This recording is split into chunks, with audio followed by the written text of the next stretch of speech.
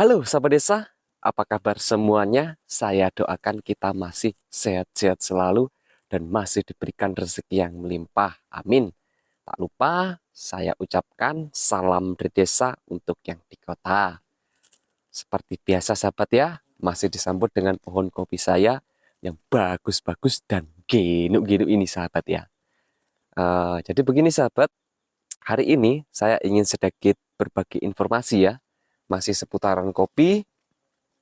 Tapi sebelumnya saya mau sampaikan sama sahabat, saya bukan ahlinya kopi, bukan pakarnya kopi ya. Saya cuma anak transmigrasi yang kebetulan di tempat saya transmigrasi ini semuanya menanam kopi, masyarakat sini, warga transmigrasi sini menanam kopi. Jadi saya ingin sedikit berbagi informasi kepada sahabat-sahabat saya di sana yang mungkin sama-sama berjuang menanam kopi. Jadi kita bisa sharing berbagi informasi sahabat ya. Tapi sebelum saya sampaikan juga saya bukan ahlinya kopi, bukan pakarnya kopi. Buat sahabat yang baru singgah di channel YouTube ini ya, tetap saya mohon bantuan like, subscribe, komen, serta share video ini sahabat ya. Jadi begini sahabat, banyak yang tanya ya, Bang, kalau di tempatnya Abang itu kan kopi sistem punggem kemudian tidak sambung, itu cara menyiapkan bahan untuk tahun-tahun depan itu seperti apa? Nah ini pertanyaan yang bagus sahabat ya, karena menanam kopi itu hasilnya yang mau dipanen, tapi kalau kita tidak pintar merawat bahan atau biasa disebut apa ya sahabat ini? B1 atau B2 itu biasanya kalau pakar-pakar kopi bilang begitu sahabat ya. Jadi tetap ikuti aktivitas saya.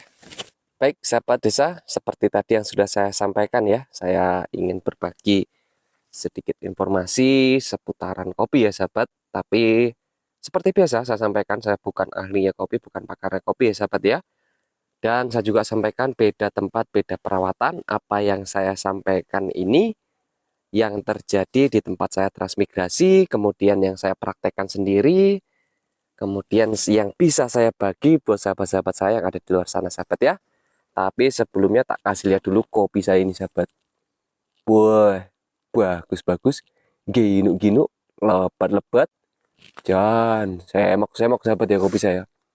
Bagus bener sahabat. Sahabat bisa lihat sendiri. Wah, mantap. Oke, jadi begini sahabat ya.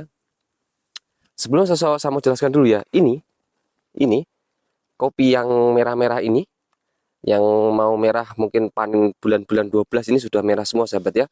Ini adalah bahan yang saya persiapkan dari tahun depan, maksudnya bahan yang saya persiapkan eh, tahun depan lalu sahabat ya. Jadi ini sekarang sudah berbunga, ini yang saya siapkan dari tahun depan yang lalu sahabat ya. Dari tahun yang lalu maksudnya sahabat ya. Sahabat bisa lihat sendiri, sekarang sudah merah-merah dan sudah mau panen. Oke, ini bahan yang saya siapkan tahun lalu sahabat ya, yang saya pelihara, saya rawat, kemudian tahun ini sudah berbunga. Banyak yang tanya, kemudian Bang, kalau untuk tahun depan bagaimana? Nah, ini sahabat. Jadi, kalau di tempat saya itu kan kopi sistem punggem tidak disambung sahabat ya. Kopi sistem punggem tidak sambung, kemudian yang kita pelihara itu tunas rantingnya saja sahabat. Ada tunas rajanya yang tumbuh di antara pohon kopi yang tidak disambung sahabat ya. Tapi karena entresnya bukan entres, maksudnya ini kalau kalau kopi yang di entres atau yang disambung dengan eh, apa namanya, tunas raja, itu biasanya otomatis tunas rajanya banyak sahabat. Tapi karena saya tidak disambung, cuma dibungkem saja, itu biasanya kebanyakan yang tumbuh itu cuma ranting-ranting produktifnya saja sahabat. Bukan berarti tunas rajanya tidak ada sahabat, tapi jarang sekali ya. Satu dua lah dalam satu pohon itu, kebanyakan tunas rantingnya seperti ini sahabat. Nah, ini sahabat bisa lihat sendiri. Nah, bagus-bagus sahabat ya. Oke, jadi begini sahabat. Pada saat apa namanya, kita merawat kopi, kemudian pada saat kopi yang ini sudah seperti biji apa ya, biji merica agak besar sedikit lah sahabat, itu biasanya di atasnya sudah tumbuh ranting-ranting sahabat. Itu otomatis seperti ini ranting-ranting, ini ranting-ranting yang saya persiapkan untuk tahun depan sahabat. Nah ini yang saya persiapkan untuk tahun depan. Jadi sahabat, pada saat kita melakukan perawatan atau pembesaran bagian ini yang kita siapkan tahun lalu sahabat, maksudnya kita pada saat proses perawatannya dia, kopi itu otomatis sudah menghasilkan ranting sahabat, seperti ini, otomatis sudah menghasilkan ranting.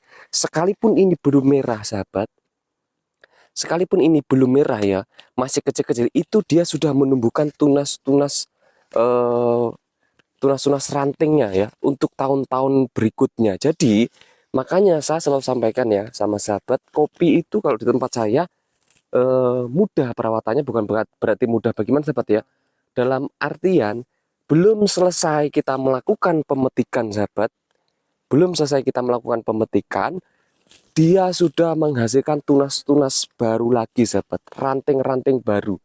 Nah ini sahabat bisa lihat sendiri, ranting-rantingnya bagus-bagus, subur-subur. Ini saya pelihara untuk tahun depan sahabat ya. Ini tahun depan sudah panen, ntar tak kasih lihat ya, buahnya itu pasti lebat-lebat sahabat.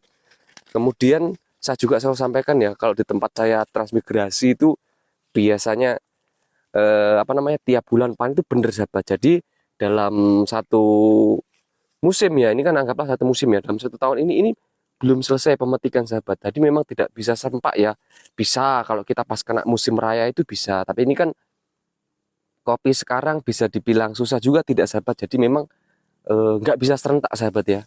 Nah seperti ini, tak kasih lihat sahabat, ini kemarin habis melakukan pemetikan saya sahabat nih. Nah ini saya belum melakukan pemangkasan lagi ya, harusnya dikasih bersih sahabat ya.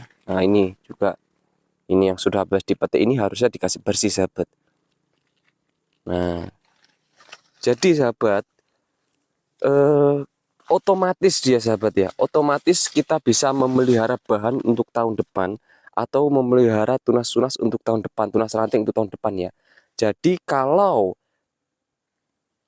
di kebun kopinya sahabat itu tidak bisa menghasilkan tunas-tunas ranting atau tunas rajanya, berarti kopinya sahabat itu memerlukan pupuk sahabat ya. Karena pada saat proses pembuatan tunas-tunas ranting ini sahabat, itu dia memerlukan vitamin untuk kopi itu sendiri sangat banyak. Kita harus kasih pupuk, kita harus beri dia semprotan supaya apa? Supaya tidak putus untuk tahun depan sahabat.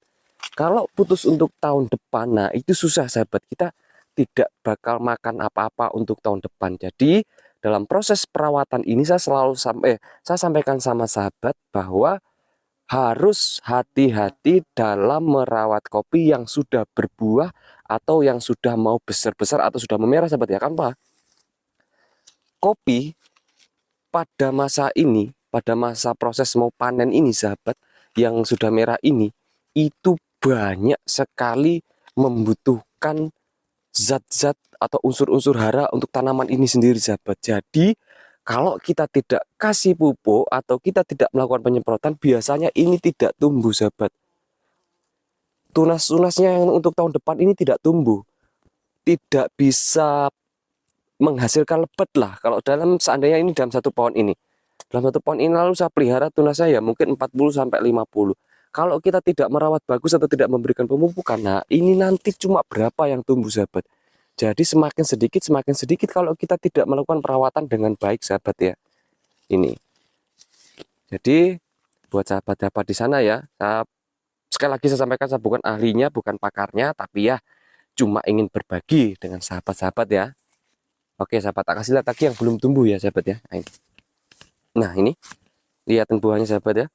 Ini tahun lalu, bahan tahun lalu saya siapkan sahabat. Loh, sahabat bisa lihat sendiri. Nah, wah buahnya sahabat, Jan. Loh, buahnya. Nah, banyak tenan sahabat ya. Buahnya lebat betul. Kemudian untuk tahun depan mana? Nah, ini sahabat. Untuk tahun depan, nah ini tunasnya. Kok cuma sedikit bang? Jangan takut sahabat. Tunas itu kalau kita memberikan pupuk, kemudian gizinya kuat, cepat sekali tumbuhnya sahabat. Nih, nah ini tunasnya, produktifnya besar-besar sahabat ya. Bagus-bagus ini. Buahnya lebat. Jadi ada juga yang tanya, bang, kalau di tempat saya itu kok setelah buah nggak mau tunas, itu gimana? Nah itu sahabat, itu kurang pupuk. Jadi kalau seperti ini ya sahabat, nggak usah takut ini. Nggak, bukan berarti nggak ada bakal untuk tahun depan. Ada sahabat ini. Sahabat bisa lihat ini.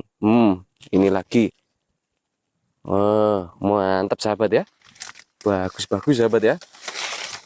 Kopi saya jangan. Wah, mantap, lepet-lepet sahabat kopi saya. Baik sahabat, mungkin begitu saja ya informasi yang bisa saya sampaikan. Kalau sahabat mau bertanya-tanya, sahabat bisa komen. Nanti pasti tak jawab sahabat ya. Baik sahabat, terima kasih sudah mengikuti aktivitas saya hari ini. Salam anak transmigrasi.